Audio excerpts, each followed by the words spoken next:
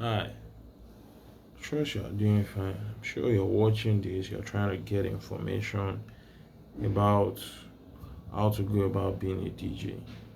And you seem confused. Maybe you don't even know where to start from. So I'll tell you this. There are two ways to go about it.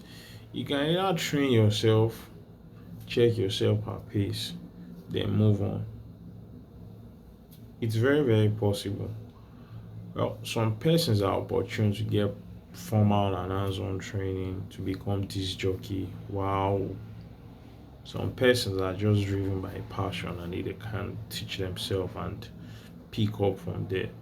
Subsequently, they can take trainings to enhance their skills. But then, even those who take trainings, you need more practice, practice, practice to have your hands strong. So, yeah, you're watching this video, you're confused, you don't even know where to start from. So, I'm going to tell you this: start from just gathering music. That's the simplest way to get about it. Because to be honest, it is not impossible to be a DJ. It is extremely easy, but there are ways to go about it. And if you go about it in this simplest of ways, it makes it easier because there's a thing about starting a new venture or trying to get into something. When you start on a very so much demanding note, you can get worn out, you can get tired. But if you're passion driven, one of the first things I would just tell you to do is start gathering music. You can be on your phone, just make sure you're gathering music.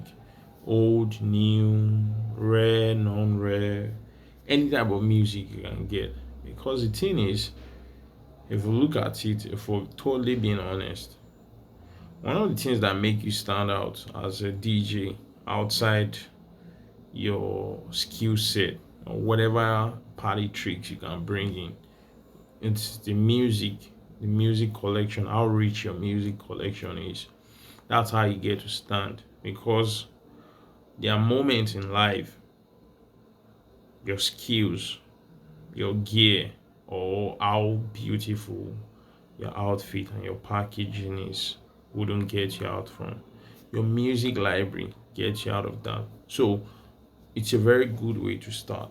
Get just start gathering music. Then from there, start looking out. Once you start gathering music, once you're interested in it, the way you listen to music, the way you perceive music, the way a whole lot of things in the entertainment scene happens will become different just because you're interested in it. You can pick up tutorial videos, you can watch videos. When you go to parties, you might not be dancing. Just stand beside the DJ, just watch them. Don't talk, don't invade their space. Just listen, just observe them and let it simmer in. Look at it. So then in this particular video, it's just basically to demystify a whole lot of myths surrounding becoming a DJ, and this is particularly centered around becoming a DJ, a disc jockey in Nigeria. So one of the first set of things people would advise you to do on the norms is get the best of equipment and all. No, those aren't the thing. So when you start getting interested in it, when you start seeing it, and you remember I mentioned going to events and experiencing events in a very different way. Sit beside the DJ, just look at them. You might not even necessarily go meet them. You can watch from afar, listen to the music, check it out if it's something you feel you want to do. Because the truth is, like every other art form, there's need to put work into it. So check it out. If it still resonates with you, then good, you've proceeded. You're gathering music already.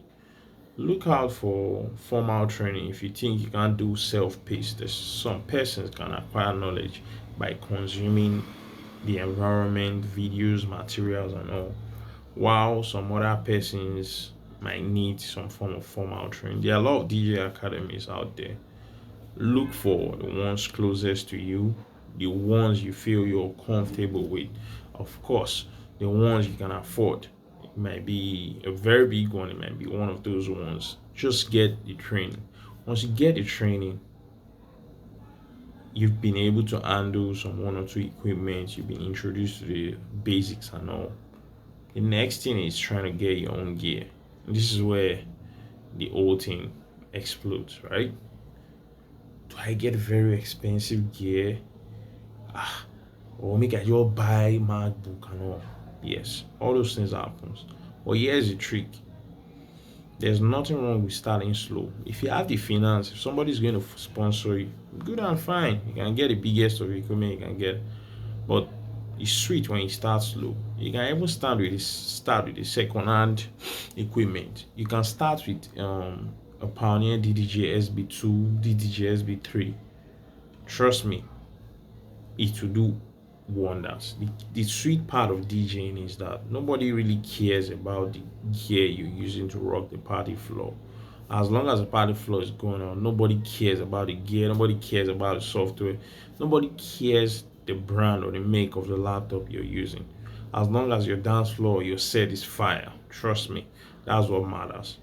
So when you're looking into budgeting and going into this, try as much as possible to get something you can play set with. At least a durable laptop that will do, a good headphone, and most importantly, a durable, maybe USB powered controller. Just like I said, DDJ SB3, DDJ SB2. This time you could get all these things easy and get. And I'm not just saying this for doing gigs and all. You might not even get gigs at the initial stage. But the sweet part is that when you get this equipment, they're very small, right? You can practice in your house. It's very, very easy to become a DJ. Sweet.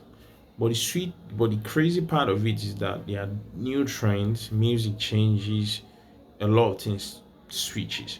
So when you keep practicing, when you have this gear, when you keep practicing, you can get this set with under maybe 300,000. When you get them, you start practicing, then you're getting very much comfortable with these gears. You can play around them. They are small, yes, but they are the same with every other big one. By the time you play with a big set in 5, 10, 15 minutes, you get hands on it. But the sweet part is that you have a personal one and you're practicing with it.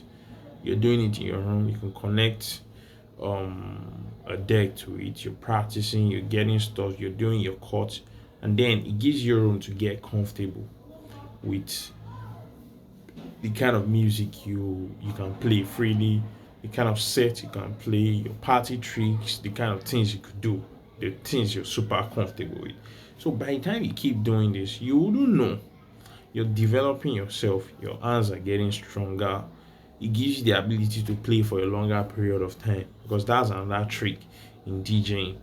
DJing, you could be in a set where maybe you're trying to open a show, especially a live event where you need to rock the crowd, a crowd that is filled with a lot of people from different cultural, musical background, and you need to keep all these people together, and then you get a set to open the set before artists or other big DJs come.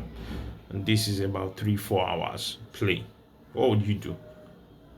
To play for 4 hours standing is not beans. Do you understand? And you need to keep people excited. So when you practice in the house, it keeps you on. So what I'm saying is, yes, it's easy, very, very, very easy to start. Now you won't go use something way out of that. Start low. Start slow. You can always rent equipment. You can rent equipment. When you build yourself up to a proper stage, then you can get into it. So like I said, you don't need a passion to start it. You could be interested in wanting to do it because you love the art. Some people are driven by passion. Some people are driven by just wanting to want to do it, right? So gather music. Make sure your music library is continuous. Just keep gathering music.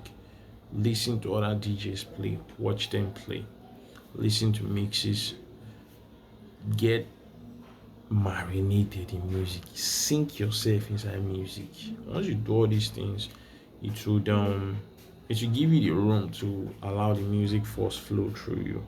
And then the more you do this, the more comfortable you get with music, the more you get to experiment, the more you get to experience music on a different level.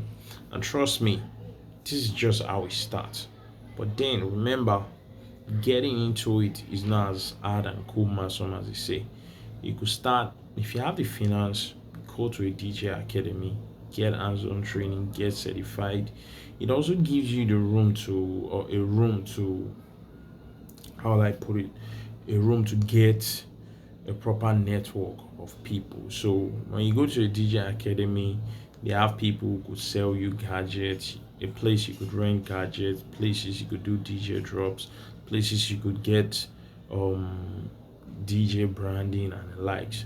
So it comes with that, and then you have a network of your set, and of course, DJ Academy provides you some form of cover, some necessary business acumen you need. So this will be all for this particular session. I'll be talking more about some other a big top level stuff outside this, but just know it's not difficult. Just start.